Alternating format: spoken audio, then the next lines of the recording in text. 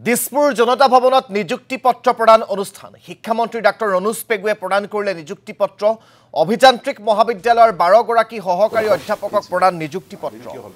1 লাখ নিযুক্তিৰ প্ৰতিশ্ৰুতি অনুসৰি আজি পুনৰ 12 গৰাকীক নিযুক্তি পত্ৰ প্ৰদান কৰা হয়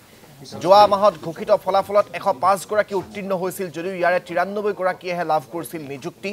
ন্যায়ালয়ত চলি থকা গোচৰৰ বাবে ৰৈ যোৱা বাকি 12 জনক আজি নিযুক্তি পত্ৰ প্ৰদান কৰিলে শিক্ষামন্ত্ৰী ডাক্তৰ ৰনোজ পেগুৱে আৰু সংবাদমেল সম্বোধন কৰি এই নিযুক্তিৰ পিছতেই তেওঁ 1 লাখ চাকৰিৰ নিযুক্তি সম্পূৰ্ণ কৰাৰ দিশে চৰকাৰ কিদৰে আগবাঢ়িছে সেই কথা উল্লেখ কৰে আসাম ইঞ্জিনিয়াৰিং সাৰ্ভিস ৰিক্ৰুটমেণ্ট বোৰ্ডৰ অধীনত আমাৰ পলিটেকনিক সমূহত লেকচাৰাৰ ইনষ্ট্ৰাক্টৰ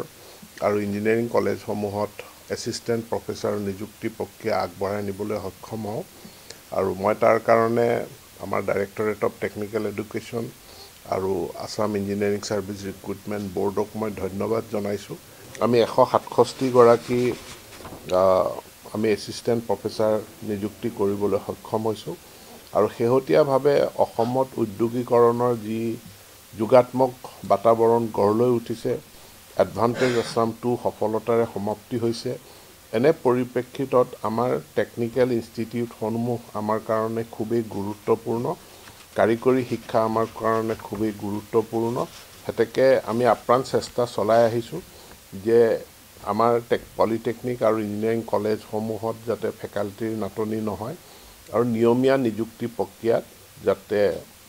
আমি শিক্ষকসকলক নিযুক্তি দিব পাৰোঁ আসাম ইঞ্জিনিয়াৰিং